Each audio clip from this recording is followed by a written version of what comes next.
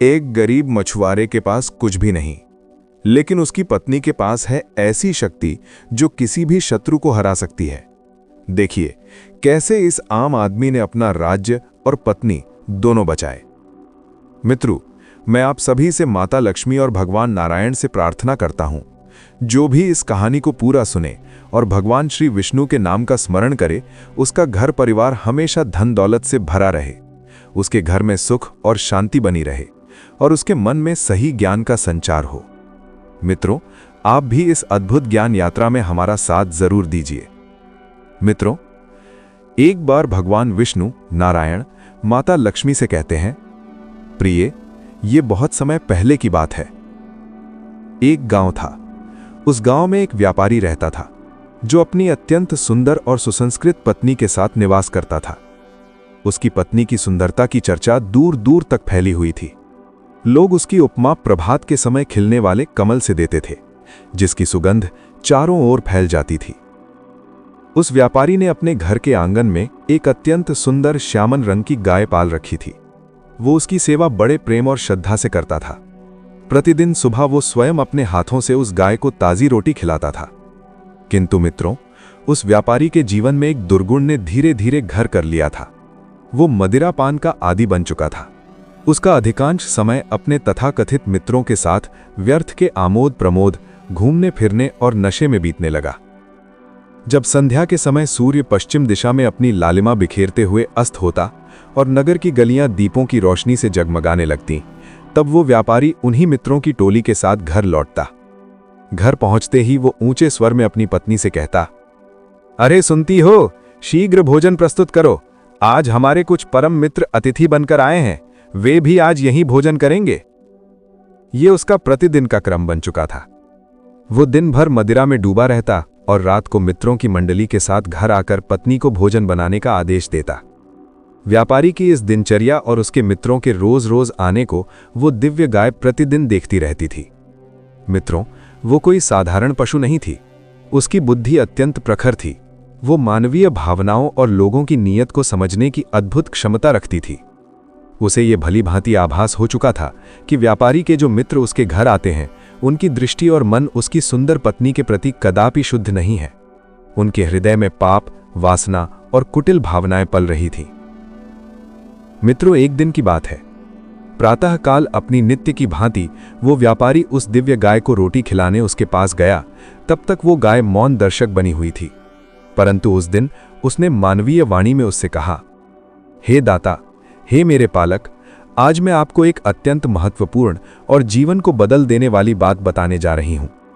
यदि आप मेरी इन बातों को केवल सुनेंगे ही नहीं, बल्कि अपने जीवन में श्रद्धा और निष्ठा के साथ अपनाएंगे, तो मैं आपको विश्वास दिलाती हूं कि आप अवश्य ही एक धनवान और सम्मानित व्यक्ति बन जाएंगे।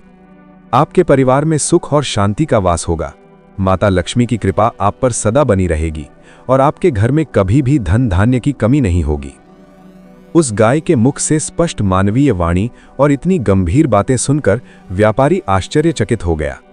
वो किंग कर्तव्य विमूढ़ होकर श्रद्धा से नतमस्तक हो गया और बोला, हे गौमाता, आप सत्य कह रही हैं। पिछले कुछ समय से मेरा व्यापार पूर्णतः ठप पड़ गया है। ग्राहकों का आना लगभग बंद हो गया है। दुर्भाग्यवश मुझे मदिरा पान की ऐसी लत लग गई है कि मैं चाहकर भी इससे मुक्त नहीं हो पा रहा हूं।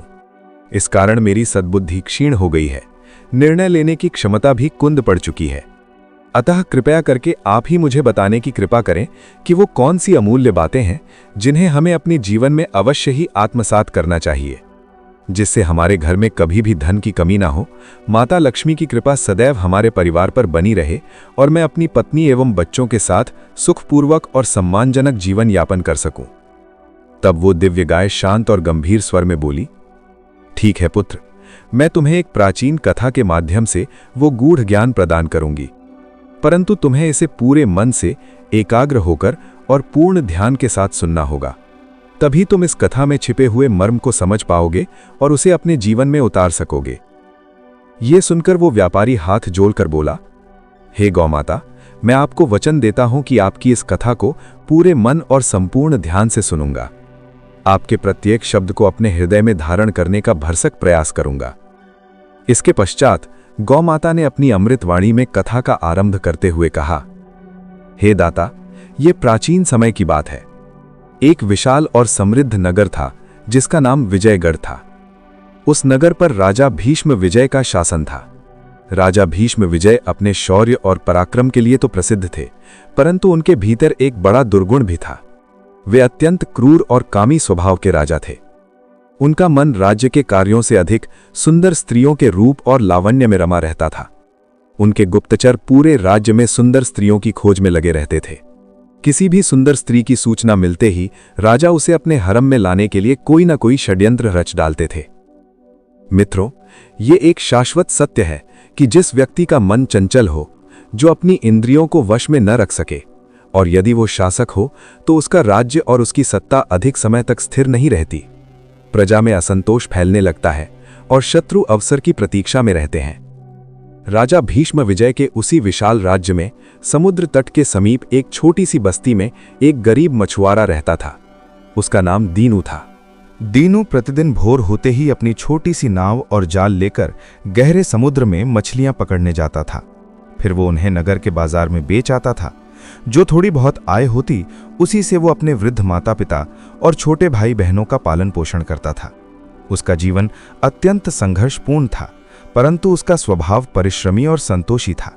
इसी प्रकार दिन बीतते गए, ऋतुएं बदलती रहीं और वो मछुआरा किसी तरह अपना जीवन यापन करता रहा। धीरे धीरे समय का चक्र घूमता चला गया। एक दिन की बात है, मछुआरा दीनू रोज की भांति अपनी नाव और जाल लेकर समुद्र तट पर मछली पकड़ने गया। उस दिन आकाश में घने बादल छाए हुए थे और समुद्र की लहरें भी कुछ अधिक अशांत थीं। उसी समय पाताल लोक में स्थित नागराज के अधिपति नागराज अपनी एकमात्र प्रिय पुत्री मेनका को साथ लेकर समुद्र में विहार करने के उद्देश्य से पृथ्वी लोक की ओर आ रहे थे। नागकन्या मेनका अद्वितीय सुंदरी थी। उसका रूप ऐसा प्रतीत होता था मानो स्वयं चंद्रमा ने पृथ्वी पर अवतार लिया हो। उसके सुनहरे केश समुद्र की लहरों की भांति लहराते थे और उसकी आंखें कमल के समान कोमल और विशाल थीं। नागराज अपनी पुत्री से अगाध प्रेम करते थे और उसकी कोई भी इच्छा अधूरी नहीं रहने देते थे। राजकुमारी मेनका ने अपने पिता नागराज से निवेदन किया, पिताश्री, आज आप मुझे समुद्र के तटीय क्षेत्रों में विहार करवा लाइए। मैंने पृथ्वी लोक के इन तटों की बहुत प्रशंसा सुनी है। मैं वहां का अनुपम दृश्य देखना चाहती हूँ, पृथ्वी पर विचरण करना चाहती हूँ और ये जानना चाहती हूँ कि मानव किस प्रकार रहते हैं। अपनी पुत्री के मुख से ये बातें सुनकर नागराज को चिंतित हो उठे। उन्होंने गंभीर स्वर में कहा, हे प्रिय पुत्री, हम नागवंशी हैं। हमारा निवास पाताल लोक में है। मानव क्षेत्र में जाना हमारे लिए सर्वथा उचित नहीं है। वहां नाना प्रकार के जीव जंतु रहते हैं और मनुष्य भी। तुम्हें यह जानना चाहिए कि हमारे लिए सबसे अधिक खतरनाक प्राणी मनुष्य ही हैं। वे अपने स्वार्थ के लिए किसी को भी हानि पहुंचा सकते हैं। तब मेनका ने हठपूर्वक कहा, पिताश्री, ऐसी कोई विपत्ति नहीं आएगी। आप व्यर्थ चिंता न करें। मैं आपकी प्रत्येक आज्ञा का पालन करूंगी और यदि कोई विषम परिस्थिति उत्पन्न हुई तो मैं आपकी हर संभव सहायता करूंगी। कृपया मेरी ये छोटी सी अभिलाषा पूर्ण कर दीजिए। पुत्री की ऐसी जिद और उसके आत्मविश्वास को देखकर नागराज का हृदय पिघल गया। वे उसे लेकर समुद्र तट के समीप आ गए। दोनों ने अपने वास्तविक नाग और नागिन के विराट रूप का त्याग किया और साधारण सर्प तथा सर्पणी का रूप धारण कर लिया। इसके बाद वे समुद्र की लहरों के साथ अटखेलियां करते हुए तट के किनारे विहार करने लगे। गौ माता आगे कहती हैं कि उसी समय वो गरीब मछुआरा दीनू भी मछली पकड़ने के लिए उसी समुद्र तट पर पहुंच गया। उसने अपने भाग्य को आजमाने से पहले पूरी श्रद्धा के साथ अपने इष्ट देव का स्मरण किया और फिर समुद्र में मछली पकड़ने के लिए अपना जाल फेंका। जब उसने पहली बार जाल खींचकर बाहर निकाला तो उस जाल में एक भी मछली नहीं थी। जाल पूर्णतः खाली लौट आया। ये देखकर मछुआरा दीनू मन ही मन सोचने लगा, आज लगता है मेरी किस्मत ही खराब है। सूर्योदय भी हो चुका है और अभी तक एक भी मछली हाथ नहीं लगी। यदि आज मछलियां नहीं पकड़ी गईं तो मेरे परिवार का पालन पोषण कैसे होगा। मेरे घर में मेरे बूढ़े और अशक्त माता पिता हैं जो पूरी तरह मेरी ही कमाई पर निर्भर हैं। ये सोचकर मछुआरे ने जाल को फिर से समेटा, उसकी उलझनों को सुलझाया और पूरी शक्ति लगाकर दोबारा समुद्र की गहराई में डाल दिया। जब दूसरी बार उसने जाल खींचा तो इस बार भी उसके हाथ कुछ विशेष नहीं आया। बस कुछ छोटे कंकड़, पत्थर और समुद्री शैवाल ही उस जाल में फंसकर बाहर आए। मछुआरा और अधिक उदास हो गया। उसका हृदय निराशा से भरने लगा। वो सोचने लगा, आज लगता है समुद्र से मेरे हाथ कुछ भी नहीं लगने वाला। आज मेरे बच्चे भूखे ही सोएंगे। मित्रों, इतना सब सोचने के बाद भी उस मछुआरे ने हिम्मत नहीं हारी। उसने एक अंतिम प्रयास करने का निश्चय किया। अपने इष्ट देव को स्मरण करते हुए उसने तीसरी बार पूरी ताकत से जाल समुद्र में फेंका। जैसे ही तीसरी बार जाल समुद्र की गहराइयों में पहुंचा, कुछ ही समय बाद उसे जाल में भारीपन महसूस हुआ। उसके मन में आशा की एक किरण जाग उठी। जब उसने जाल को बाहर खींचा तो उसी जाल में नागराज, जो उस समय सर्प रूप में विहार कर रहे थे, बुरी तरह फंस चुके थे। उनकी पुत्री मेनका, जो सर्पणी रूप में उनसे कुछ पीछे चल रही थी, इस कारण जाल में फंसने से बच गई। फिर जब उस मछुआरे ने जाल को सावधानी से खींचकर किनारे पर लाया तो उसने देखा कि जाल में एक विशाल काला सर्प फंसा हुआ है। ये दृश्य देखकर वो भयभीत हो गया। मछुआरा मन ही मन सोचने लगा, अरे ये तो कोई साधारण सर्प नहीं है, ये तो बहुत बड़ा और विषैला सांप प्रतीत होता है। ये मुझे काट लेगा, मुझे मार डालेगा। फिर भी उसने साहस बटोर लिया और पूरे ध्यान से जाल को खींचता रहा। जाल में वो सर्प बुरी तरह छटपटाता हुआ लिपटा पड़ा था। उधर नागराज भी मन ही मन भयभीत हो रहे थे। वे सोच रहे थे, आज ये मछुआरा मुझे जीवित नहीं छोड़ेगा। ये या तो मुझे मार डालेगा या किसी सपेरे के हाथ बेच देगा। जाल में फंसे होने के कारण उनकी सारी शक्तियां क्षीण हो चुकी थीं। कुछ ही दूरी पर सर्पणी रूप में चल रही नागपुत्री मेनका ने जब देखा कि उनके पिता एक मछुआरे के जाल में फंस गए हैं तो वो अत्यंत व्याकुल हो उठी। वो सोचने लगी, यदि मेरे पिता को कुछ हो गया तो इसकी पूर्ण जिम्मेदारी मेरी ही होगी। मैं ही जिद करके पिताश्री को पृथ्वीलोक में घूमने के लिए लाई थी। उसका हृदय चिंता और भय से भर गया। वो बार बार यही सोच रही थी, ये मछुआरा मेरे पिता को छोड़ेगा या उन्हें मार डालेगा। अब उसके मन में एक ही विचार आया, अब मुझे ही कुछ करना होगा। मुझे किसी भी प्रकार अपने प्राणों की रक्षा करनी होगी। इतना सोचकर नागिन रूप में उपस्थित मेनका ने अपनी मायावी शक्तियों का प्रयोग किया और एक क्षण में ही एक अत्यंत रूपवती, अद्वितीय, सुंदर 16 वर्ष की कन्या का रूप धारण कर लिया। उसका सौंदर्य इतना अलौकिक था कि यदि कोई बड़ा तपस्वी भी उसे देख ले तो उसका तप भंग हो जाए, वो बस उसे देखता ही रह जाए। उसके रूप से दिव्य आभा फूट रही थी। उस सुंदर कन्या का रूप धारण कर मेनका सीधे मछुआरे दीनू के पास पहुंच गईं। वो मछुआरा पहले से ही अत्यंत गरीब, मैला कुचैला और साधारण सा व्यक्ति था। मेनका उसके पास जाकर खड़ी हो गईं और मधुर किंतु याचना भरे स्वर में बोली, हे मछुआरे भाई, जिस सर्प को तुमने अपने जाल में बंदी बना रखा है वो कोई साधारण सर्प नहीं है। वे मेरे पूज्य पिताजी हैं। यदि तुम कृपा करके उन्हें मुक्त कर दोगे तो मैं इस उपकार के बदले तुमसे विवाह कर लूंगी और जीवन भर तुम्हारी दासी बनकर तुम्हारी सेवा करूंगी। उस अप्सरा सी सुंदर कन्या को अपने सामने देखकर और उसके मुख से ऐसी बातें सुनकर मछुआरे दीनू की आंखें आश्चर्य से फटी की फटी रह गईं। वो उसे अपलक निहारता रह गया। मछुआरा भले ही गरीब और अशिक्षित था, परंतु सांसारिक मामलों में वो समझदार अवश्य था। वो मन ही मन सोचने लगा कि इसका अर्थ ये हुआ कि ये अद्भुत सुंदरी इसी नाग की पुत्री है। ये तो स्वर्ग की अप्सराओं से भी अधिक सुंदर है। अपने पिता को छुड़ाने के बदले ये मुझसे विवाह करने को तैयार है। ऐसी अनुपम सुंदरी पत्नी तो मुझे 7 जन्मों में भी नहीं मिल सकती। यदि इसका विवाह मुझसे हो गया तो मैं अत्यंत भाग्यशाली कहलाऊंगा। लोग मुझसे ईर्ष्या करेंगे। धन दौलत की भी मुझे कोई कमी नहीं रहेगी, क्योंकि ये साधारण कन्या नहीं लगती। अवश्य ही ये किसी संपन्न कुल से है। मन में इतना सब विचार कर मछुआरा दीनू अपनी आश्चर्य मिश्रित प्रसन्नता को छिपाते हुए बोला, हे सुंदरी, मैं तुम पर कैसे विश्वास कर लूं कि तुम सचमुच मुझसे विवाह कर लोगी। कहीं ऐसा न हो कि अपने पिता के मुक्त होते ही तुम मुझे धोखा देकर चली जाओ। तभी जाल में बंदी बने नागराज, जो अब तक ये सब सुन रहे थे, अपनी सर्प जिह्वा से फुफकारते हुए मानवीय वाणी में बोले, हे भले मनुष्य, मैं नागलोक का राजा हूं और ये मेरी पुत्री मेनका है। मैं तुम्हें वचन देता हूं, यदि तुम मुझे इस जाल से मुक्त कर दोगे तो मैं यहीं इसी क्षण इसी समुद्र तट पर समस्त देवी देवताओं को साक्षी मानकर तुम्हारा विवाह अपनी पुत्री के साथ विधि विधान से संपन्न कराऊंगा। जब मछुआरे के सामने स्वयं नागराज ने अपना वचन दे दिया और उधर नागकन्या मेनका ने भी आंसुओं से भरी आंखों से मछुआरे से पुनः याचना करते हुए कहा, मैं भी तुम्हें वचन देती हूं कि मैं अपने वचन से कभी पीछे नहीं हटूंगी। तब मछुआरे दीनू का उन दोनों पर पूर्ण विश्वास हो गया। उसके मन का सारा भय और संदेह दूर हो गया। उसने बिना विलंब किए उस नाग को अपने जाल से मुक्त कर दिया। जाल से मुक्त होते ही नागराज अपने वास्तविक, तेजस्वी और विराट नाग रूप में प्रकट हो गए। उनका फन आकाश को छूने लगा और उनकी मणियों से चारों ओर दिव्य प्रकाश फैल गया। नागराज उस मछुआरे से बोले, हे युवक, तुमने मुझ पर और मेरी पुत्री पर अत्यंत बड़ा उपकार किया है। तुमने मेरे प्राणों की रक्षा की है। मैं तुम्हारे इस उपकार को कभी नहीं भूलूंगा। मैं अपने वचन के अनुसार तुम्हारा विवाह अपनी पुत्री मेनका के साथ यहीं इसी पवित्र समुद्र तट पर वैदिक रीति रिवाजों से संपन्न कराता हूं। इतना कहकर नागराज ने अपनी दिव्य शक्तियों का आह्वान किया।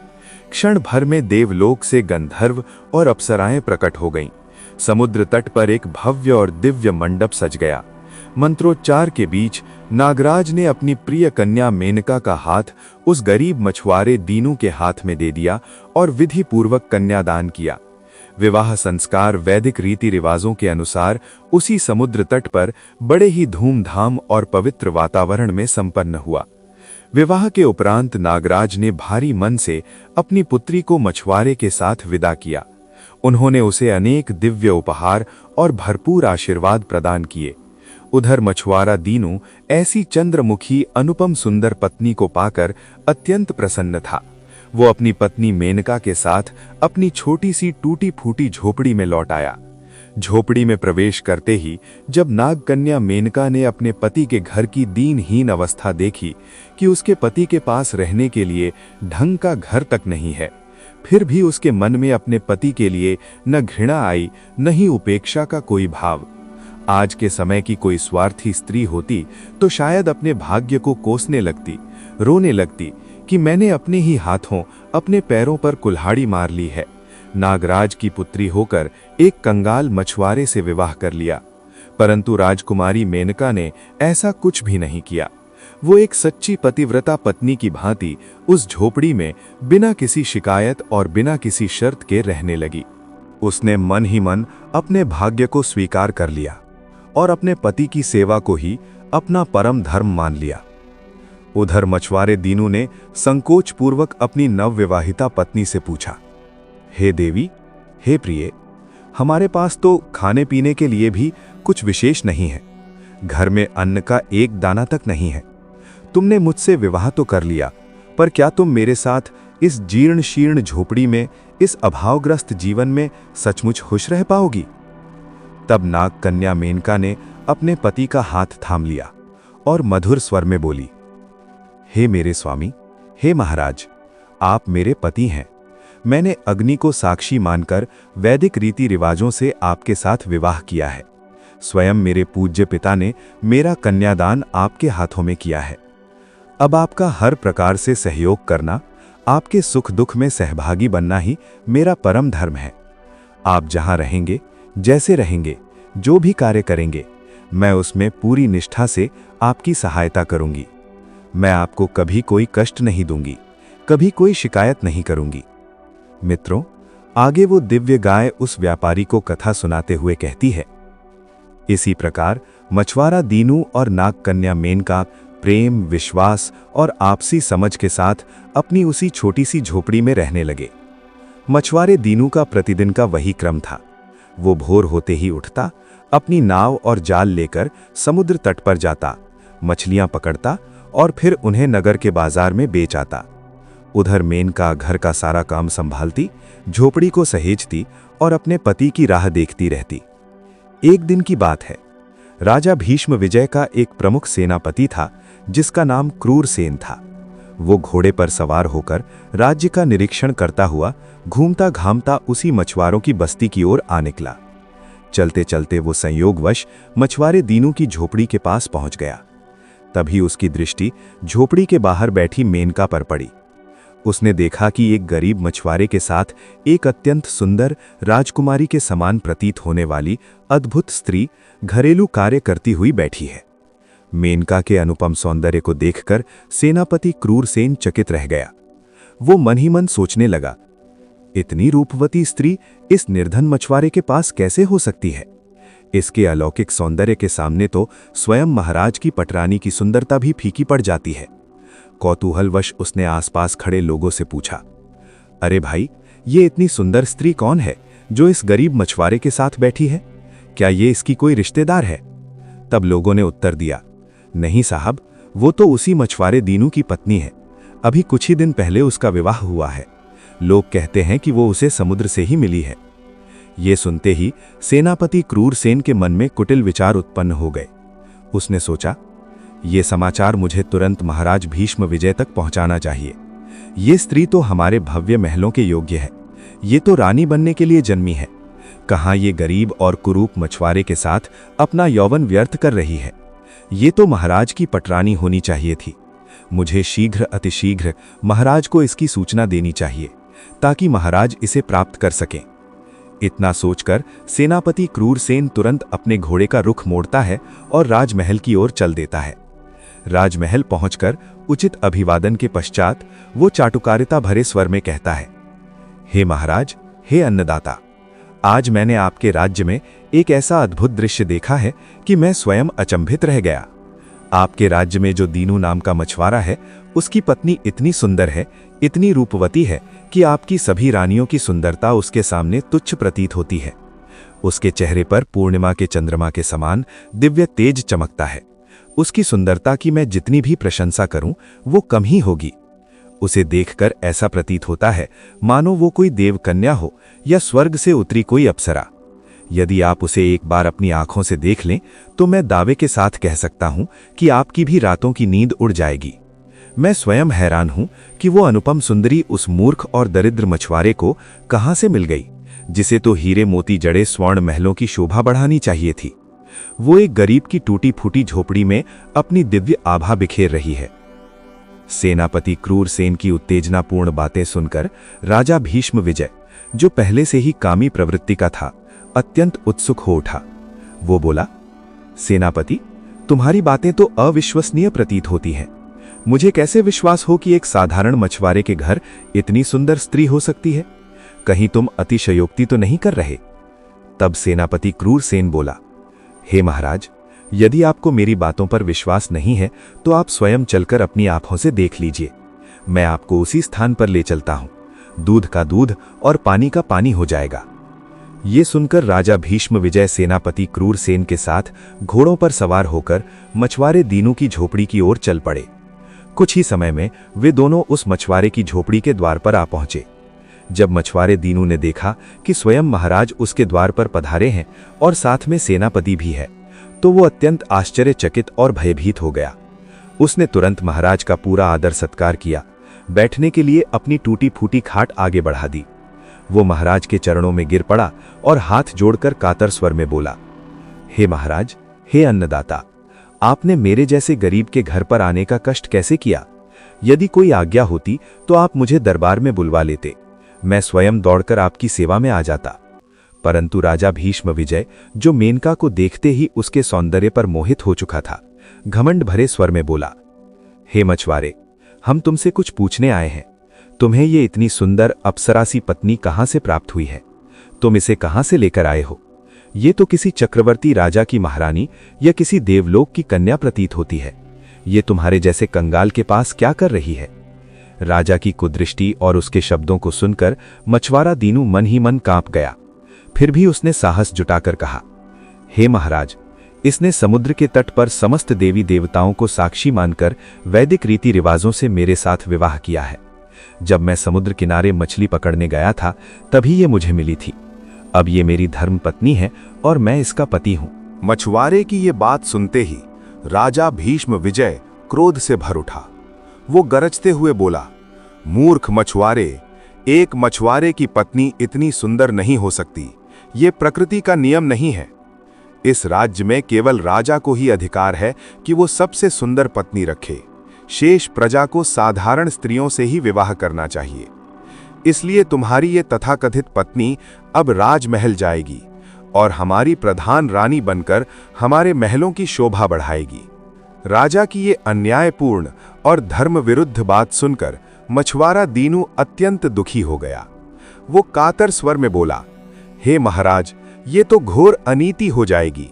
ये प्रजा के साथ अन्याय होगा। इससे राज्य का नियम और धर्म दोनों ही नष्ट हो जाएंगे। आप सर्वशक्तिमान हैं, आप राजा हैं, आपके पास सेना और बल है, परंतु हे महाराज, ये धर्म नहीं है, ये न्याय नहीं है। तब राजा भीष्म विजय कुटिल मुस्कान के साथ बोला, सुन मछुआरे, हम तुम्हें एक अवसर देते हैं। हमारी 3 शर्तें हैं। यदि तुम हमारी तीनों शर्तें पूरी कर लोगे और जीत जाओगे तो ये स्त्री तुम्हारी ही रहेगी और हम तुम्हें कभी परेशान नहीं करेंगे। पर यदि तुमने हमारी एक भी शर्त हार गए तो तुम्हें ये पत्नी चुपचाप राजमहल भेजनी होगी और स्वयं इस देश को छोड़कर किसी अन्य देश में निर्वासित होना पड़ेगा। इस राज्य में तुम्हारा कोई स्थान नहीं रहेगा। ये सुनकर मछुआरा दीनू निराश हो गया। वो दुखी स्वर में बोला, हे महाराज, मैं आपकी शर्तों को कैसे पूरा कर सकता हूं? मैं तो एक साधारण गरीब और अनपढ़ मछुआरा हूं। मेरे पास न धन है, न बल, न बुद्धि। मैं आपसे कैसे प्रतिस्पर्धा कर सकता हूं? तब राजा कठोर स्वर में बोला, नहीं, हम तुम्हारी दीनहीन बातें नहीं सुनना चाहते। ये राजा की आज्ञा है और राजा की आज्ञा का उल्लंघन मृत्यु दंड के समान होता है। यदि तुम्हें इस सुंदर पत्नी को अपने पास रखना है तो हमारी शर्तें माननी ही होंगी। इसके अतिरिक्त तुम्हारे पास कोई और विकल्प नहीं है। इतना कहकर महाराज भीष्म विजय और कपटी सेनापति क्रूरसेन दोनों वहां से अपने राज दरबार की ओर लौट गए, मछुआरे को चिंता और भय के अथाह सागर में डूबता हुआ छोड़कर। इधर मछुआरा बीनू अत्यंत उदास और व्यथित मन से अपनी झोपड़ी में अपनी पत्नी मेनका के पास पहुंचता है। जब मेनका ने अपने पति का उतरा हुआ चेहरा और चिंताग्रस्त नेत्र देखे तो वो स्नेह भरे स्वर में पूछने लगी, हे प्राणनाथ, हे मेरे स्वामी, आप इतने उदास क्यों हैं? आपके मन में इतनी चिंता क्यों है? क्या राजा की किसी धमकी से आप भयभीत हो गए हैं? कृपया मुझे सब कुछ विस्तार से बताइए, शायद मैं आपकी कुछ सहायता कर सकूं। तब मछुआरा दीनू गहरी सांस लेते हुए बोला, हे प्रिय, मैं क्या कहूं, मैं तो घोर धर्म संकट में फंस गया हूं। वो राजा है और तुम तो जानती ही हो, ज्ञानी जन कहते हैं राजा, जोगी, अग्नि और जल, इनसे सदैव सावधानी और दूरी बनाकर ही चलना चाहिए। राजा जिस स्त्री को अपनी दृष्टि में बसा ले वो उसे भूलकर किसी और को चाहने नहीं देता, अन्यथा परिणाम अत्यंत भयंकर होते हैं। फिर मछुआरा आगे बोला, हे प्रिय, मैं सच कहता हूं, यदि तुम मेरे पास इसी प्रकार रहोगी तो वो कामी राजा हमें शांति से जीने नहीं देगा। वो किसी न किसी बहाने हमें मार डालेगा या झूठा आरोप लगाकर कारागार में डाल देगा। इसलिए मैं हाथ जोड़कर तुमसे विनती करता हूं, अपनी और मेरी जान बचाने के लिए तुम महाराज के महलों में चली जाओ। वहां तुम्हें सभी प्रकार के सुख और ऐश्वर्य मिलेंगे। तुम्हारा जीवन स्वर्ग के समान हो जाएगा और मेरी जान भी बच जाएगी। मैं नहीं चाहता कि मेरी वजह से तुम्हारे प्राणों पर कोई संकट आए। अपने पति को इतना चिंतित और हताश देखकर नागकन्या मेनका, जो मन से अत्यंत दृढ़ और सच्ची पतिव्रता थी, दृढ़ स्वर में बोली, हे पतिदेव, हे मेरे स्वामी, आपने ये कैसे कह दिया कि मैं आपको छोड़कर उस दुष्ट राजा के पास चली जाऊंगी? मेरा विवाह आपके साथ विधि विधान से संपन्न हुआ है। स्वयं मेरे पिताश्री ने अग्नि को साक्षी मानकर आपके साथ मेरा विवाह कराया है। मेरे लिए आप ही मेरे राजा हैं और आपकी ये छोटी सी झोपड़ी मेरे लिए 7 महलों से भी बढ़कर है। मैं अपनी अंतिम सांस तक आपके साथ ही रहूंगी। आपके हर सुख दुख में आपका साथ निभाऊंगी। मैं कभी आपका साथ नहीं छोड़ूंगी, चाहे परिणाम कुछ भी क्यों ना हो। मेनका की ये बात सुनकर मछुआरा दीनू और अधिक चिंतित हो गया। वो बोला, किंतु हे प्रिय, यदि तुम यही रहोगी तो उस क्रूर राजा की अन्यायपूर्ण शर्तों का पालन कैसे होगा? राजा की उन कठिन शर्तों का पालन कैसे किया जाएगा? मेरे पास तो उन शर्तों को पूरा करने का कोई साधन ही नहीं है। तब नागकन्या मेनका, जो अत्यंत बुद्धिमती और साहसी थी, कुछ क्षण सोचकर बोली, स्वामी, आप ऐसा कीजिए, कल प्रातः महाराज के दरबार में जाइए। राजा से उसकी शर्तों के बारे में विस्तार से पूछिए और राजा से ये भी कहिए, हे महाराज, हम आपकी सभी शर्तें पूरा करने के लिए सहर्ष तैयार हैं, परंतु यदि हमने आपकी शर्तों को सफलतापूर्वक पूरा कर दिया तो आपको भी अपने वचन का पालन करना होगा। शर्त हारने के बाद आपको भी इस राज्य से निकलना होगा, तब आपको इस राज्य पर राज करने का कोई नैतिक अधिकार नहीं रहेगा। अपनी पत्नी की बातों में मछुआरे दीनू को कुछ साहस और बल दिखाई दिया। उसने वैसा ही किया जैसा मेनका ने कहा था। अगले दिन मछुआरा दीनू राजा भीष्म विजय के दरबार में पहुंचता है। जब वो दरबार में पहुंचा तो राजा भीष्म विजय अपने मंत्रियों और सभासदों के साथ सिंहासन पर विराजमान था। मछुआरे को देखकर राजा व्यंग्य भरी मुस्कान से कहने लगा, क्यों रे मछुआरे, आ गया तू? राजा भीष्म विजय व्यंग्य से बोला, क्या निर्णय लिया है तूने?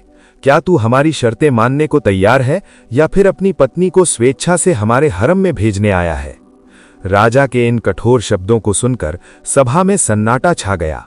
तब मछुआरा दीनू अपने हृदय में साहस बटोरते हुए बोला, हे महाराज, मैं आपकी शर्तें मानने को तैयार हूं, परंतु मेरी भी एक शर्त है। यदि मैंने आपकी सभी शर्तें जीत लीं तो आपको ये राज्य छोड़कर जाना होगा। मछुआरे की ये बात सुनते ही राजा भीष्म विजय ठहाका मारकर हंस पड़ा। अरे मछुआरे, राजा बोला, दिवा स्वप्न देखना छोड़ दे। हमारी पहली शर्त सुन ले। हमने अपने महल में एक अत्यंत बलशाली और अजेय मुर्गा पाला हुआ है। वो आज तक किसी भी लड़ाई में नहीं हारा। यदि तुम्हारा मुर्गा हमारे उस शाही मुर्गे को लड़ाई में हरा देता है तो तुम पहली शर्त जीत जाओगे, और यदि हमारे मुर्गे ने तुम्हारे मुर्गे को हरा दिया तो तुम्हारी पत्नी हमारे राजमहल की शोभा बनेगी और तुम्हें इसी क्षण देश से निकाल दिया जाएगा। राजा की ये विचित्र और अन्यायपूर्ण शर्त सुनकर मछुआरा दीनू कुछ क्षणों के लिए चकित रह गया, पर फिर उसे अपनी पत्नी मेनका की दृढ़ बातें याद आ गईं। उसने सिर झुकाकर आदरपूर्वक कहा, हे महाराज, मुझे आपकी ये शर्त सहर्ष मंजूर है, पर यदि इस मुकाबले में आपका मुर्गा हार गया और मेरा मुर्गा जीत गया तो आपको भी अपने वचन के अनुसार ये देश छोड़ना होगा और ये सिंहासन मेरे हवाले करना होगा। राजा भीष्म विजय अहंकार में चूर होकर बोला, ठीक है मछुआरे, मुझे तुम्हारी ये शर्त भी मंजूर है। राजा ने तुरंत पूरे नगर में ढिंडोरा पिटवा दिया। कल प्रातः महाराज के शाही मुर्गे और मछुआरे दीनू के मुर्गे के बीच एक रोमांचक लड़ाई होगी। जो भी ये अद्भुत दृश्य देखना चाहता है वो राजमहल के विशाल प्रांगण में उपस्थित हो। जैसे ही दूसरा दिन आया तो पूरे नगर की अपार भीड़ राजमहल के प्रांगण में इकट्ठा हो गई। लोग तरह तरह की अटकलें लगाने लगे। इधर मछुआरा दीनू अंदर से बहुत व्याकुल और चिंतित था। वो मन ही मन सोचने लगा, मैंने अपनी पत्नी के कहने पर राजा से शर्त तो लगा ली है, पर मेरा साधारण सा मरियल मुर्गा राजा के उस हट्टे कट्टे प्रशिक्षित शाही मुर्गे के सामने एक पल भी नहीं टिक पाएगा। राजा का मुर्गा तो पलक झपकते ही उसे चीर फाड़ डालेगा। निराश होकर मछुआरा अपनी पत्नी नाग कन्या मेनका से बोला, हे प्रिय, ये क्या करवा दिया तुमने? हमारा मुर्गा महाराज के उस बलशाली मुर्गे से कैसे जीतेगा? लगता है आज हमारी हार निश्चित है। तब मेनका ने अपने पति को सांत्वना देते हुए कहा, हे प्राणनाथ, आप किंचित भी चिंता मत कीजिए, विश्वास रखिए, हमारा मुर्गा ही जीतेगा। आप बस धैर्य धारण करें और सब कुछ देखें। मित्रों, तब आगे गौ माता उस व्यापारी से कहती है, हे दाता। इतना कहकर नाग कन्या मेनका तुरंत अपने सूक्ष्म नागिन के भेष में आती है और अपनी मायावी शक्तियों से पलक झपकते ही पाताल लोक में अपने पिता नागराज के पास पहुंच जाती है। वहां पहुंचकर मेनका अपने पिता को राजा भीष्म विजय की कुटिलता और लगाई गई शर्त के विषय में सारी कथा विस्तार से सुनाती है। अपनी पुत्री की व्यथा सुनकर नागराज कहने लगे, पुत्री, यदि ऐसी बात है तो तुम किंचित भी चिंता मत करो। मैं तुम्हें एक ऐसा शक्तिशाली और दिव्य मुर्गा देता हूं जो साधारण नहीं है। ये कोई साधारण मुर्गा नहीं, ये इंद्र के ऐरावत हाथी के समान पराक्रमी है। ये देवलोक का दिव्य मुर्गा है जिसे स्वयं ब्रह्मा जी ने विशेष शक्तियों से युक्त किया है। इसके सामने उस अभिमानी राजा के मुर्गे की तो औकात ही क्या है। यदि पृथ्वी के सारे मुर्गे भी एक साथ आ जाएं तो भी इसके सामने एक मिनट भी नहीं ठहर सकते। पुत्री, तुम इस दिव्य मुर्गे को अपने साथ ले जाओ और अपने पति को दे देना। विजय निश्चित रूप से तुम्हारी ही होगी। मित्रों, फिर उसके पिता नागराज ने अपनी प्रिय पुत्री मेनका को वो अद्भुत, तेजस्वी और पराक्रमी दिव्य मुर्गा सौंप दिया। नागकन्या मेनका उस दिव्य मुर्गे को लेकर तुरंत पृथ्वीलोक लौट आती है और अपनी झोपड़ी में अपने पति मछुआरे दीनू को वो मुर्गा दे देती है। अब मछुआरा दीनू उस दिव्य मुर्गे को लेकर मन में कुछ आशा और कुछ आशंका लिए राज दरबार में उपस्थित होता है। चारों ओर राज्य के लोगों का विशाल जनसमूह उमड़ पड़ा था। हर व्यक्ति उन दोनों मुर्गों की अनोखी लड़ाई देखने के लिए अत्यंत उत्सुक था। उधर महाराज भीष्म विजय अपने शाही मुर्गे के साथ सिंहासन पर विराजमान थे। उनके चेहरे पर विजय का अहंकार स्पष्ट झलक रहा था। दोनों मुर्गों को अखाड़े के मध्य लड़ने के लिए छोड़ दिया गया। मछुआरे के उस दिव्य मुर्गे को राजा के विशालकाय और खूंखार दिखने वाले शाही मुर्गे के सामने मैदान में उतारा गया। वो कोई साधारण मुर्गा नहीं था, उसमें असीम शक्ति और अद्भुत युद्ध कौशल था। यदि वो पूरे दिन नहीं तो 12 महीने तक भी लगातार लड़ता रहता तब भी हार नहीं सकता था। क्षण भर में दोनों मुर्गों के बीच घमासान युद्ध शुरू हो गया। दोनों एक दूसरे पर अपनी पैनी चोंच और नुकीले पंजों से भीषण प्रहार करने लगे। कुछ समय तक राजा का मुर्गा अत्यंत आक्रामक रहा, परंतु शीघ्र ही मछुआरे के दिव्य मुर्गे ने अपना रौद्र रूप प्रकट किया। उसने ऐसे ऐसे अद्भुत दांव पेंच दिखाए कि राजा का मुर्गा हक्का बक्का रह गया। कुछ ही क्षणों में मछुआरे के दिव्य मुर्गे ने महाराज के उस अभिमानी मुर्गे को बुरी तरह पराजित कर दिया। राजा के मुर्गे की हालत अत्यंत दयनीय हो गई। वो लहूलुहान होकर भूमि पर गिर पड़ा और वहीं उसने अपने प्राण त्याग दिए। इस प्रकार महाराज भीष्म विजय पहली ही शर्त में करारी हार गए। चारों ओर मछुआरे दीनू और उसके अद्भुत मुर्गे की जय जयकार गूंज उठी। जनता विस्मय में थी, परंतु उधर राजा भीष्म विजय और उसका धूर्त मंत्री क्रूरसेन अपनी हार से तिलमिला उठे। वे क्रोध में बोले, हे मछुआरे, अभी अधिक खुश मत हो, हम शर्त नहीं हारे हैं। हमने तुमसे 3 शर्तें पूरी करने को कहा था। अभी हमारी 2 और कठिन शर्तें बाकी हैं। पहली शर्त तुमने किसी जादू टोने से जीत ली है, पर अगली शर्तें इतनी आसान नहीं होंगी। तब मछुआरा दीनू, जिसका आत्मविश्वास अब कुछ बढ़ चुका था, विनम्रता से बोला, हे महाराज, आप अपनी दूसरी शर्त बताइए, मैं उसे भी पूरा करने का प्रयास करूंगा। तब राजा भीष्म विजय कुटिल मुस्कान के साथ बोला, हे मछुआरे, हमारी दूसरी शर्त यह है, तुम्हें एक ऐसी जादुई टोकरी लाकर दिखानी होगी जो हमारे नगर के बाहर बह रही विशाल नदी के प्रबल प्रवाह को उल्टा कर सके। अर्थात जैसे ही तुम उस टोकरी को नदी के जल में रखोगे, नदी का पानी उल्टी दिशा में अपने उद्गम की ओर बहने लगे। और यदि तुम ऐसी टोकरी नहीं ला सके या नदी के बहाव को नहीं मोड़ सके, तो तुम्हारी वो सुंदर पत्नी हमारे राजमहल में प्रधान रानी बनकर रहेगी और तुम्हें मृत्युदंड दिया जाएगा। राजा की ये दूसरी असंभव सी शर्त सुनकर मछुआरा दीनू का चेहरा फिर उतर गया। वो चुपचाप अत्यंत उदास मन से अपनी झोपड़ी की ओर लौट चला। अपनी पत्नी नागकन्या मेनका के पास पहुंचकर वो निराश स्वर में बोला, हे प्रिय, हमारा मुर्गा तो लड़ाई में जीत गया, ये सब तुम्हारी ही कृपा से संभव हुआ, पर उस दुष्ट राजा ने एक और नई असंभव समस्या खड़ी कर दी है। तब नागकन्या मेनका शांत और दृढ़ स्वर में बोली, ऐसी कौन सी नई समस्या है स्वामी, मुझे विस्तार से बताइए। मेनका ने चिंता भरे स्वर में पूछा, महाराज ने इस बार ऐसा क्या कहा है जिससे आप इतने व्याकुल और चिंतित दिखाई दे रहे हैं? तब मछुआरा दीनू अपनी पत्नी नागकन्या मेनका से कातर स्वर में कहने लगा, राजा ने इस बार एक ऐसी जादुई टोकरी लाकर दिखाने को कहा है जो नदी के प्रचंड बहाव को भी उल्टी दिशा में बहा दे। मुर्गा तो तुमने अपनी दिव्य शक्तियों से कहीं ना कहीं से लाकर दे दिया था और हम पहली शर्त जीत गए, लेकिन अब ऐसी चमत्कारी टोकरी कहाँ से आएगी? हमारे पास तो ऐसी कोई दिव्य टोकरी नहीं है। लगता है इस बार हम राजा की ये शर्त कदापि पूरी नहीं कर पाएंगे। अब तो तुम्हें हमारे पास से राजा के उन नरक समान महलों में जाना ही होगा। मेरा दुर्भाग्य है कि मैं तुम्हें बचा नहीं पा रहा। ये सुनकर नागकन्या मेनका ने अपने पति का हाथ स्नेहपूर्वक थाम लिया और शांत स्वर में बोली, हे पतिदेव, आप इतनी शीघ्र निराश क्यों हो जाते हैं? आप किंचित भी घबराइए मत, मैं इसका भी उपाय अवश्य कर दूंगी। आप बस मुझ पर विश्वास रखिए और चिंता मत करिए। इतना कहकर नागकन्या मेनका तुरंत अपने सूक्ष्म नागिन रूप में परिवर्तित हो जाती है फिर अपनी मायावी शक्तियों का प्रयोग कर क्षण भर में पाताल लोक स्थित अपने पिता नागराज के पास पहुंच जाती है। अपनी पुत्री को इतनी शीघ्र आया देखकर नागराज ने पूछा, हे प्रिय पुत्री, अब ऐसी कौन सी नई समस्या आ पड़ी है? तुम इतनी चिंतित क्यों लग रही हो? तब नागकन्या मेनका अश्रुपूर्ण नेत्रों से बोली, पिताश्री, आप तो सब कुछ भली भांति जानते ही हैं। वो दुष्ट राजा भीष्म विजय हमसे किस प्रकार प्रतिशोध लेना चाहता है। उसकी कुदृष्टि मेरे ऊपर बुरी तरह टिकी हुई है। वो मुझे किसी भी तरह पाने के लिए मेरे पति के सामने प्रतिदिन नई नई असंभव शर्तें रखता जा रहा है। यदि शर्त पूरी न हुई तो वो राजा मुझे बलपूर्वक अपनी रानी बनाकर अपने हरम में ले जाएगा और मेरे पति को मार डालेगा। ये सुनकर नागराज गंभीर स्वर में बोले, पुत्री, इस बार उस राजा ने क्या शर्त रखी है और तुम्हारी क्या इच्छा है?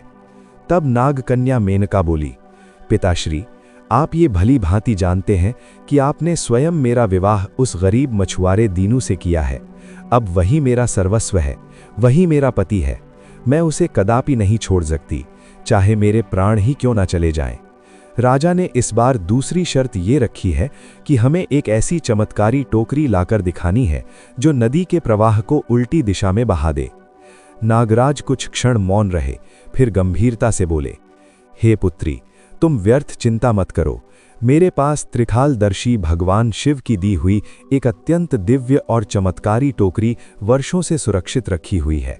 इस टोकरी में असीम शक्तियां निहित हैं। तुम इस टोकरी को अपने साथ ले जाओ। जैसे ही तुम या तुम्हारा पति इस टोकरी को नदी की धारा में श्रद्धापूर्वक डालोगे, नदी का बहाव चमत्कारिक रूप से तुरंत उल्टा हो जाएगा और अपने उद्गम की ओर बहने लगेगा। मित्रों, इसके बाद नागकन्या मेनका अपने पिता से वो दिव्य टोकरी लेकर उन्हें प्रणाम करती है और धन्यवाद देती हुई पृथ्वीलोक लौट आती है। वो अपनी झोपड़ी में पहुंचकर अपने पति मछुआरे दीनू से कहने लगती है, हे पतिदेव, ये लीजिए, ये है वो दिव्य टोकरी। आप जैसे ही इस टोकरी को नदी की धारा में प्रवाहित करेंगे, वैसे ही नदी का बहाव चमत्कारिक रूप से उल्टी दिशा में बहने लगेगा। आप ये शर्त भी अवश्य जीत जाएंगे। आप अपना आत्मविश्वास बनाए रखें। अगले दिन सुबह नदी के किनारे अपार जनसमूह एकत्र हो गया। राजा भीष्म विजय अपने मंत्रियों और सैनिकों के साथ वहां उपस्थित था। प्रजाजन इस अद्भुत कौतुक को देखने के लिए अत्यंत उत्सुक थे।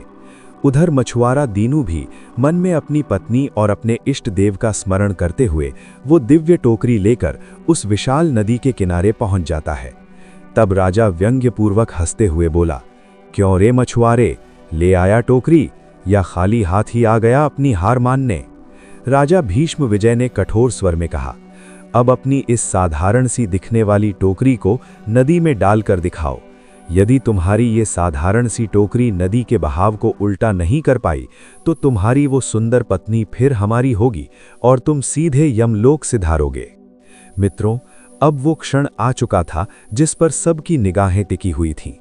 मछुआरा दीनू पूर्ण श्रद्धा और अटूट विश्वास के साथ अपनी पत्नी द्वारा दी गई उस दिव्य टोकरी को तेज बहती नदी की धारा में प्रवाहित कर देता है और तभी एक अद्भुत चमत्कार घटित होता है।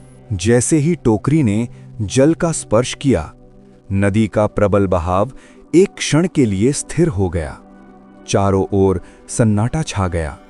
फिर धीरे धीरे, बहुत ही धीरे धीरे नदी का पानी उल्टी दिशा में अपने उद्गम की ओर बहने लगा। देखते ही देखते नदी का पूरा प्रवाह पूरी तरह पलट गया। मित्रों, ये दृश्य इतना अविश्वसनीय था कि किसी को अपनी आंखों पर विश्वास ही नहीं हो रहा था। लोग स्तब्ध रह गए, मुख खुले के खुले रह गए। फिर अचानक जनसमूह में से एक स्वर उठा, महाराज, मछुआरा दीनू विजय हो गया है। उसकी टोकरी ने चमत्कार कर दिया है। आप ये शर्त भी हार चुके हैं। राजा भीष्म विजय मन ही मन भली भांति जानता था कि वो दूसरी बार भी बुरी तरह हार चुका है, लेकिन वो अहंकारी और दुष्ट राजा था। वो इतनी आसानी से अपनी हार स्वीकार करने वाला नहीं था। अपने भीतर उबलते क्रोध को किसी तरह दबाते हुए वो बोला, ठीक है मछुआरे, मान लिया कि तुमने ये शर्त भी किसी छल कपट से जीत ली, परंतु अभी मेरी एक आखिरी और सबसे कठिन शर्त बाकी है। राजा की आंखों में क्रूर चमक आ गई। वो आगे बोला, यदि तुम इस अंतिम शर्त में भी विजय प्राप्त कर लेते हो तो तुम इस देश के अगले राजा बनोगे और मैं ये राज्य छोड़कर चला जाऊंगा। और यदि मैं जीत गया तो तुम्हें सिर्फ देश से नहीं बल्कि इस दुनिया से ही निकलवा दूंगा और तुम्हारी पत्नी हमारे महलों की पटरानी बनकर हमारी शोभा बढ़ाएगी। राजा की ये धमकी भरी बात सुनकर मछुआरा दीनू संयत स्वर में बोला, महाराज, आप अपनी तीसरी और अंतिम शर्त भी बताइए, मैं उसे भी स्वीकार करने को तैयार हूं। तब राजा भीष्म विजय ने अपनी तलवार पर हाथ रखते हुए निर्ममता से कहा, हे मछुआरे, हमारी तीसरी और अंतिम शर्त यह है, तुम्हें हमारी प्रशिक्षित और विशाल सेना के साथ युद्ध लड़ना पड़ेगा। इस निर्णायक युद्ध में जो भी पक्ष विजेता होगा वही इस राज्य का निर्विवाद राजा बनेगा और जो हार जाएगा वो या तो ये देश सदैव के लिए छोड़ देगा या फिर रणभूमि में ही अपने प्राण त्यागेगा। मित्रों, युद्ध का नाम सुनते ही मछुआरे दीनू का मानो रक्त ही सूख गया। उसके हाथ पांव कांपने लगे, उसका मन भय से भर गया। वो सोचने लगा, पहली दो असंभव सी शर्तें तो मैं अपनी पत्नी मेनका की दिव्य शक्तियों और उसके पिता नागराज की कृपा से किसी तरह जीत गया, पर यह तीसरी और सबसे भयानक शर्त, मैं इसे कैसे जीत पाऊंगा? ये तो एक प्रतापी राजा है, इसे युद्ध कला, शस्त्र संचालन और रण कौशल का वर्षों का अनुभव है। इसके पास विशाल और सुसज्जित सेना है और मैं एक साधारण मछुआरा। मैंने तो अपने पूरे जीवन में जाल फेंकने और नाव चलाने के सिवा कुछ सीखा ही नहीं। मैं इनसे कैसे युद्ध कर पाऊंगा? इन्हीं विचारों में डूबा मछुआरा दीनू अत्यंत उदास और निराश मन से कांपते हुए कदमों से अपनी पत्नी नागकन्या मेनका के पास लौट आता है। मेनका ने अपने पति का चेहरा पीला पड़ा हुआ और भय से त्रस्त देखा तो तुरंत समझ गई, कोई नई भयानक विपत्ति फिर आ पड़ी है। वो स्नेह से बोली, हे स्वामी, अब क्या हुआ? आप इतने अधिक चिंतित और घबराए हुए क्यों प्रतीत हो रहे हैं? कृपया मुझे सब कुछ स्पष्ट रूप से बताइए। तब मछुआरा दीनू रुंधे गले से बोला, हे प्रिय, ये दुष्ट राजा मेरी जान के पीछे पड़ गया है। वो मुझे जीवित नहीं छोड़ना चाहता।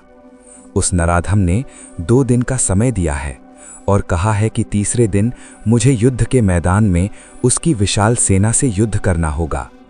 मेरे पास जितनी भी सेना हो मैं उसे लेकर आ सकता हूँ।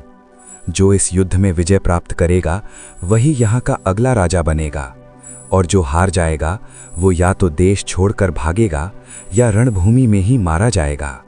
तब नागकन्या मेनका ने अपने पति के कंधे पर स्नेहपूर्वक हाथ रखकर उसे सांत्वना देते हुए गंभीर स्वर में कहा, स्वामी, आप व्यर्थ में इतना मत घबराइए। जब तक मैं आपके साथ हूँ, आपकी ढाल बनकर खड़ी हूँ, तब तक आपको किसी भी शत्रु से डरने की कोई आवश्यकता नहीं है। आप धैर्य रखें, मैं इसका भी कोई ना कोई उपाय अवश्य निकाल लूंगी। मित्रों, ऐसा कहकर नागकन्या मेनका अपने पति को आश्वस्त करती है और तुरंत अपने पिता नागराज के पास पाताल लोक पहुंच जाती है। वहां पहुंचकर वो राजा भीष्म विजय द्वारा रखी गई तीसरी और अंतिम शर्त के विषय में सारी बात विस्तार से बता देती है। पिताश्री, अब मेरे पति को उस क्रूर राजा और उसकी विशाल सेना से युद्ध लड़ना पड़ेगा। यदि युद्ध में वो हार गए तो उन्हें देश से निकाल दिया जाएगा और वो दुष्ट राजा मुझे बलपूर्वक अपनी पत्नी बना लेगा। मैं बहुत चिंतित हूँ क्योंकि मेरे पति को युद्ध लड़ने का कोई अनुभव नहीं है। उन्होंने तो कभी तलवार तक नहीं उठाई है। नागराज ये सुनकर कुछ देर गंभीर चिंतन में डूब गए। फिर उन्होंने शांत किंतु दृढ़ स्वर में कहा, बेटी, तुम किंचित भी चिंता मत करो। विधि का विधान कोई नहीं टाल सकता। मेरे पास स्वयं देवों के देव महादेव भगवान शिव का दिया हुआ एक दिव्य रस्सी का फंदा और एक चमत्कारी लाठी है। ये कोई साधारण रस्सी और लाठी नहीं है। इनकी अद्भुत शक्ति से तुम्हारा पति अकेले ही उस अहंकारी राजा और उसकी संपूर्ण विशाल सेना को पलक झपकते ही पराजित कर सकता है।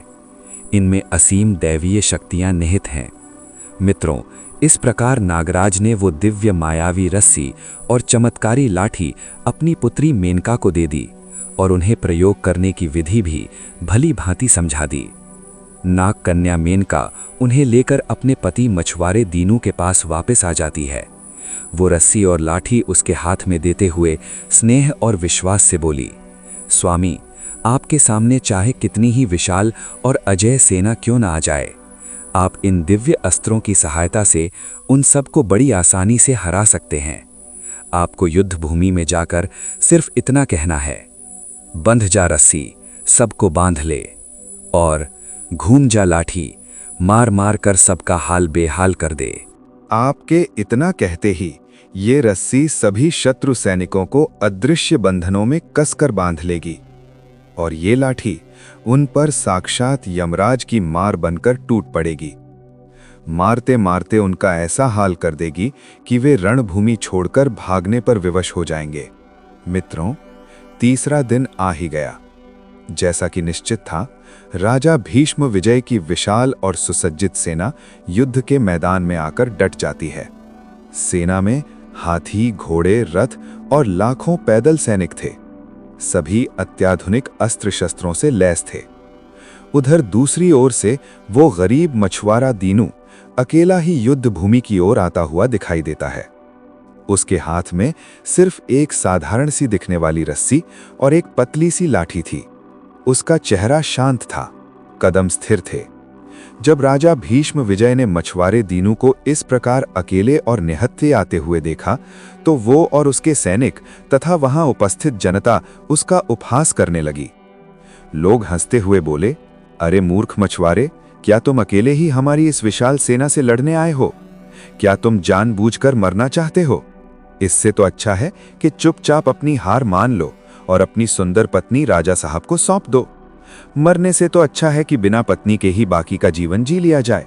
मित्रों, इतनी कटु बातें सुनकर भी मछुआरा दीनू शांत रहा। उसने शांत किंतु दृढ़ स्वर में कहा, राजा साहब, आप इतनी बड़ी बड़ी बातें मत कीजिए। पहले आप युद्ध तो कीजिए।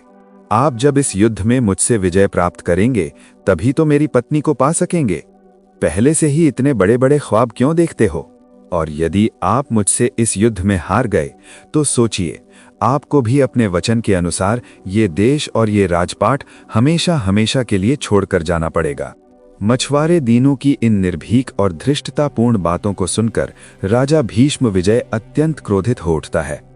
उसकी आंखों में क्रोध की ज्वाला धधकने लगती है। वो एक पल भी और प्रतीक्षा नहीं करता और तुरंत युद्ध की घोषणा कर देता है। मित्रों, जैसे ही युद्ध का बिगुल बजता है, मछुआरा दीनू अपनी पत्नी द्वारा दी गई उस दिव्य रस्सी को अपने हाथ में उठाता है। वो उसे आकाश में लहराता है और शत्रु सेना के ऊपर फेंकते हुए जोर से गर्जना करता है, बंध जा रस्सी, सबको बांध ले।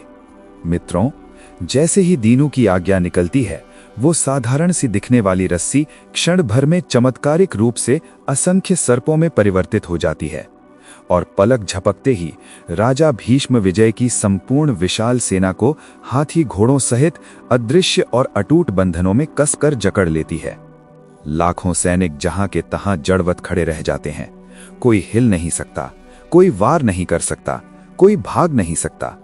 इसके बाद मछुआरा दीनू वो चमत्कारी लाठी निकालता है, उसे हवा में उछालते हुए गरज कर आदेश देता है, घूम जा लाठी, मारो इन दुष्टों को, मार मार कर इनका हाल बेहाल कर दो।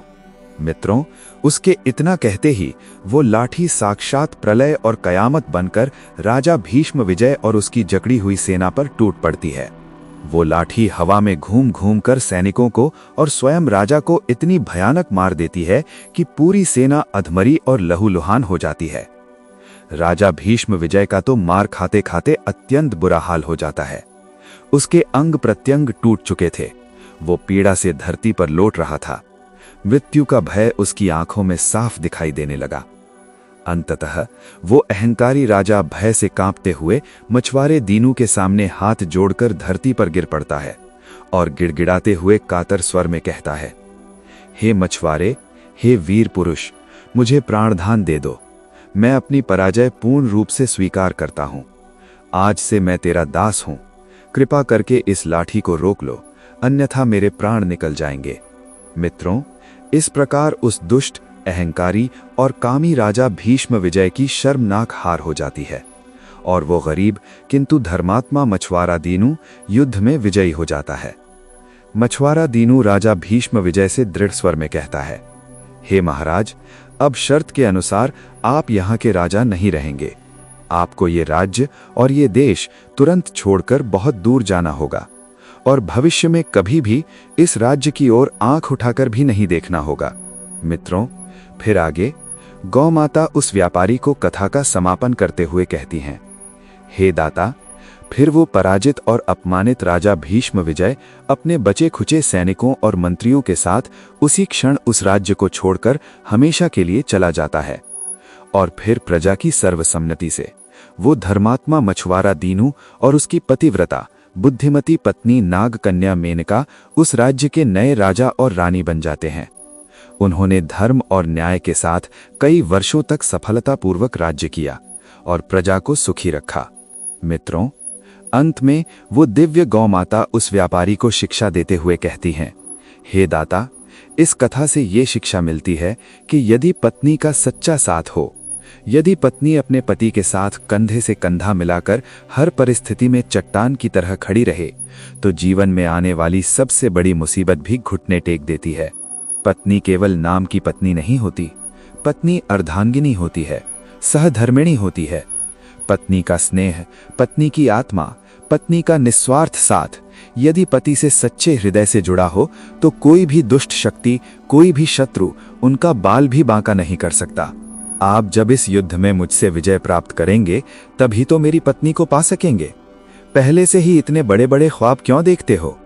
और यदि आप मुझसे इस युद्ध में हार गए तो सोचिए, आपको भी अपने वचन के अनुसार ये देश और ये राजपाट हमेशा हमेशा के लिए छोड़कर जाना पड़ेगा। मछुआरे दीनू की इन निर्भीक और स्पष्ट बातों को सुनकर राजा भीष्म विजय अत्यंत क्रोधित हो गया। उसका चेहरा क्रोध से लाल हो उठा। उसने एक पल भी और देर नहीं की और तुरंत युद्ध की घोषणा कर दी।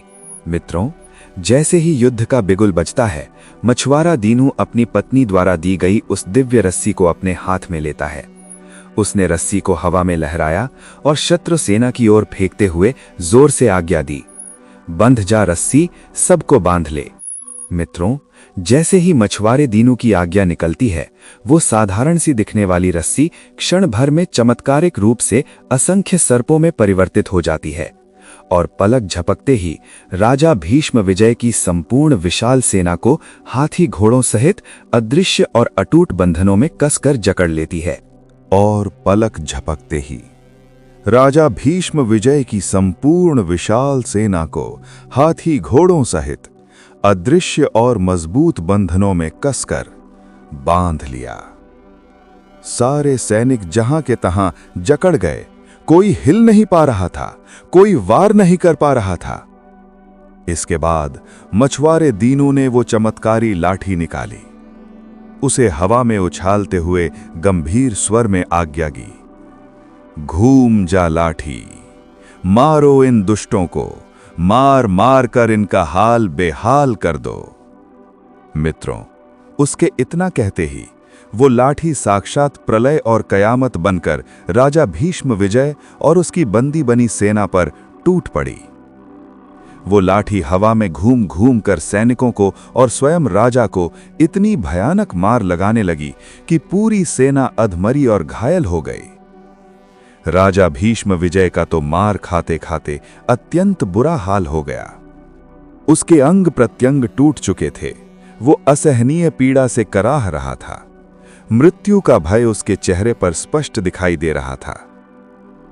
अंततः वो अहंकारी राजा भय से कांपता हुआ मछुआरे दीनू के सामने हाथ जोड़कर धरती पर गिर पड़ा और गिड़गिड़ाते हुए कातर स्वर में कहने लगा, हे मछुआरे, हे वीर पुरुष, मुझे प्राणदान दे दो। मैं अपनी पराजय पूर्ण रूप से स्वीकार करता हूं। आज से मैं तेरा दास हूं। कृपा करके इस लाठी को रोक लो, अन्यथा मेरे प्राण निकल जाएंगे। मित्रों, इस प्रकार उस दुष्ट, अहंकारी और कामी राजा भीष्म विजय की शर्मनाक हाल हो जाती है। और वो गरीब किंतु धर्मात्मा मछवारा दीनो युद्ध में विजयी हो जाता है। मछवारा दीनो राजा भीष्म विजय से दृढ़ता से कहता है, हे महाराज, अब शर्त के अनुसार आप यहाँ के राजा नहीं रहेंगे। आपको ये राज्य और ये देश तुरंत छोड़कर बहुत दूर जाना होगा और भविष्य में कभी भी इस राज्य की ओर आंख उठाकर भी नहीं देखना होगा। मित्रों, इसके बाद पराजित और अपमानित राजा भीष्म विजय अपने बचे खुचे सैनिकों और मंत्रियों के साथ उसी क्षण उस राज्य को छोड़कर हमेशा के लिए चला जाता है। और फिर प्रजा की सर्वसम्मति से वो धर्मात्मा मछवारा दीनो और उसकी पतिव्रता बुद्धिमती पत्नी नागकन्या मेनका उस राज्य के नए राजा और रानी बनते हैं। उन्होंने धर्म और न्याय के साथ कई वर्षों तक सफलतापूर्वक राज्य किया और प्रजा को सुखी रखा। मित्रों, अंत में वो दिव्य गौ माता उस व्यापारी को शिक्षा देते हुए कहती हैं, हे दाता, इस कथा से ये शिक्षा मिलती है कि यदि पत्नी का सच्चा साथ हो, यदि पत्नी अपने पति के साथ कंधे से कंधा मिलाकर हर परिस्थिति में चट्टान की तरह खड़ी रहे, तो जीवन में आने वाली सबसे बड़ी मुसीबत भी घुटने टेक देती है। पत्नी केवल नाम की पत्नी नहीं होती, पत्नी अर्धांगिनी होती है, सहधर्मिणी होती है। पत्नी का स्नेह, पत्नी की आत्मा, पत्नी का निस्वार्थ साथ यदि पति से सच्चे हृदय से जुड़ा हो, तो कोई भी दुष्ट शक्ति, कोई भी शत्रु उनका बाल भी बांका नहीं कर सकता। मित्रों, दूसरी महत्वपूर्ण बात यह है, यदि आपके पास ऐसी सद्गुणों और शुभ लक्षणों वाली पतिव्रता पत्नी है, तो वो आपको जीवन में कभी भी किसी भी परिस्थिति में धोखा नहीं दे सकती। अक्सर कुछ चंचल और लोभी स्त्रियों का स्वभाव ऐसा होता है कि यदि उन्हें अपने पति से अधिक सुख, सुविधा, धन दौलत या आकर्षण कहीं और दिखाई दे जाए, तो वे बिना किसी संकोच के अपने पति को धोखा देकर किसी अन्य पुरुष के पास चली जाती हैं। परंतु जो स्त्री किसी भी प्रकार के लोभ में नहीं आती, न धन के, न बल के, न लूप के, और अपने पति के पास जो कुछ भी है, चाहे रूखा सूखा भोजन हो या साधारण वस्त्र, उसी से संतुष्ट रहती है और अपने पतिव्रत धर्म का निष्ठापूर्वक पालन करती है, वो सदैव मृत्यु के पश्चात दिव्य लोकों को प्राप्त होती है, उसे मोक्ष मिलता है। मित्रों, ऐसी पत्नी ही अपने पति से सच्चा और निस्वार्थ प्रेम करती है। वो कभी भी अपने पति को धोखा नहीं देती, उसका अहित नहीं सोचती। ये संतोष की अमूल्य भावना अक्सर माता पिता के घर से संस्कारों के रूप में सिखाई जाती है। माँ बाप जो आदतें और संस्कार बचपन से बच्चों में डालते हैं, उनका स्वभाव और चरित्र आगे चलकर वैसा ही बन जाता है। मित्रों, फिर वो दिव्य गौ माता व्यापारी को तीसरी और सबसे महत्वपूर्ण बात बताती हैं। कभी भी किसी भी शराबी, जुआरी या कुटिल और मक्कार स्वभाव वाले व्यक्ति को अपने घर पर नहीं बुलाना चाहिए, विशेषकर तब जब आपकी पत्नी घर पर अकेली हो, क्योंकि ज्ञानी जन कहते हैं कि काम, क्रोध और लोभ का अंधा व्यक्ति रिश्ते, मर्यादा और बुद्धि सभी को भूल सकता है। उसकी नीयत कभी भी बदल सकती है और वे किसी भी क्षण अनर्थ कर सकते हैं। इसलिए अपने घर और परिवार की सुरक्षा के लिए 3 प्रकार के लोगों से सावधान रहना अनिवार्य है: शराबी और जुआरी मित्र, धूर्त, मक्कार और कुटिल नीयत वाले लोग, कामुक, लोभी और लंपट चरित्र वाले व्यक्ति। मित्रों, इस प्रकार से उस दिव्य गौ माता ने भटके हुए व्यापारी को ये अमूल्य ज्ञान दिया। चाहे कितनी भी गहरी दोस्ती और यारी क्यों न हो, इन 3 प्रकार के लोगों को अपने घर में कभी भी भूल कर भी नहीं बुलाना चाहिए। और अंत में इस दिव्य कथा से हमें अनेक महत्वपूर्ण शिक्षा मिलती है। पतिव्रता, गुणी और सहयोगी पत्नी का होना जीवन में कितना अमूल्य है। नाग कन्या मेनका ने अपने पति मछुआरे दीनू का हर परिस्थिति में साथ दिया।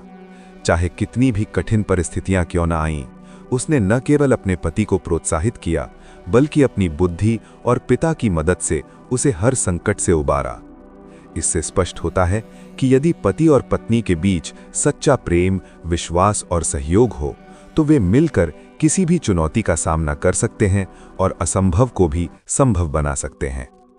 पत्नी केवल भोग की वस्तु नहीं, बल्कि जीवन की सच्ची साथी और शक्ति होती है। उसका संतोष, निष्ठा और साहस परिवार को किसी भी आपदा से बचा सकता है। मित्रों, जैसा हम भगवान का भजन करते हैं, वैसा ही भगवान भी हमें देखते हैं और हमारे साथ व्यवहार करते हैं। इसी प्रकार जैसा संगति हम चुनते हैं, वैसा ही फल हमारे जीवन में आता है। अच्छी संगति हमें सद्मार्ग पर ले जाती है, जबकि बुरी संगति पतन का कारण बनती है। इस कथा में व्यापारी अपने मित्रों की बुरी संगति में पड़कर विनाश की ओर जा रहा था, जबकि मछुआरे दीनू को मिली थी अपनी पत्नी मेनका जैसी दिव्य संगति, जिससे उसका उद्धार हुआ। भगवान श्री कृष्ण कहते हैं, हे अर्जुन, जब जब धर्म की हानि और अधर्म की वृद्धि होती है, तब मैं अपने रूप को रचता हूं, अर्थात मैं साकार रूप में प्रकट होता हूं। साधु पुरुषों का उद्धार करने के लिए, पाप कर्म करने वालों का विनाश करने के लिए और धर्म की स्थापना करने के लिए मैं युग युग में प्रकट हुआ करता हूं। इस कथा में राजा भीष्म विजय अधर्म का प्रतीक था और मछुआरा दीनू अपनी पत्नी मेनका के साथ धर्म के मार्ग पर चलने का प्रयास कर रहा था। अंततः अधर्म का नाश हुआ और धर्म की स्थापना हुई। नागकन्या मेनका का चरित्र धर्मपरायणता और पतिव्रता स्त्रीत्व का उत्कृष्ट उदाहरण है। अंत में ये कथा और गीता का ज्ञान हमें ये सिखाता है कि जीवन में सुख, शांति और सफलता प्राप्त करने के लिए धर्म का पालन, इंद्रिय संयम, सत्संग, संतोष और निस्वार्थ कर्म करना अत्यंत आवश्यक है। एक गुणी जीवन साथी का साथ जीवन में हर कठिनाई से उभरने की शक्ति प्रदान करता है।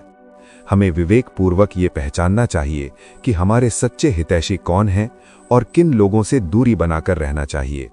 माता लक्ष्मी की कृपा उन्हीं पर होती है जो धर्म के मार्ग पर चलते हैं और अपने कर्तव्यों का निष्ठापूर्वक पालन करते हैं। मित्रों, यही इस कथा का मूल संदेश है। धर्म, संगति और निस्वार्थ प्रेम हमारे जीवन की सबसे बड़ी ताकत है।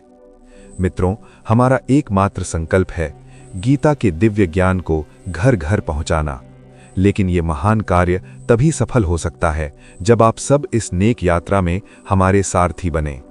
ये केवल मेरा या आपका प्रयास नहीं, बल्कि हम सबका सामूहिक धर्म है कि हम भगवान श्री कृष्ण की शिक्षाओं को जन जन तक पहुंचाएं और उन्हें अपने स्वयं के जीवन में उतारने का ईमानदार प्रयास करें।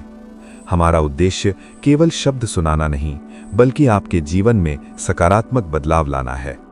यदि इस पूरी यात्रा के दौरान आपके मन में कोई भी सवाल उठा हो, कोई दुविधा हो या कोई जिज्ञासा जागी हो, तो आप बेझिझक नीचे कमेंट बॉक्स में हमसे पूछ सकते हैं। हम पूरी कोशिश करेंगे कि आपके हर सवाल का जवाब समय पर दे सकें और आपकी शंकाओं का समाधान कर सकें। आपने गीता ज्ञान की इस लंबी और अद्भुत यात्रा में पूरी तन्मयता के साथ हमारा साथ दिया, इसके लिए हम हृदय की गहराइयों से आपका बहुत बहुत धन्यवाद करते हैं। हम प्रार्थना करते हैं कि भगवान श्री कृष्ण की असीम कृपा आप पर और आपके पूरे परिवार पर सदैव बनी रहे। इस ज्ञान की चर्चा के दौरान यदि मुझसे शब्दों के चयन में या किसी भी प्रकार की कोई त्रुटि हुई हो, तो अपना छोटा भाई या मित्र समझकर मुझे क्षमा कर दीजिएगा। हमारा उद्देश्य केवल शुद्ध भाव से प्रभु की वाणी को आप तक पहुंचाना था। यदि इस वीडियो के बारे में या हमारे आने वाले वीडियो के लिए आपकी कोई अनमोल राय हो, कोई सुझाव हो, तो हमें ज़रूर बताइएगा। आप कमेंट बॉक्स में हमसे संपर्क कर सकते हैं और अपनी दुविधाएं हमारे साथ साझा कर सकते हैं। याद रखिए, आपकी एक छोटी सी राय हमें और बेहतर करने की शक्ति देती है। एक बार फिर इस ज्ञान यात्रा का हिस्सा बनने के लिए आपका कोटि कोटि आभार। और ऐसे ही और अद्भुत वीडियो पाने के लिए हमारे चैनल को सब्सक्राइब करें, वीडियो को लाइक करें और ज़्यादा से ज़्यादा शेयर करें। धन्यवाद। जय श्री कृष्णा। राधे राधे।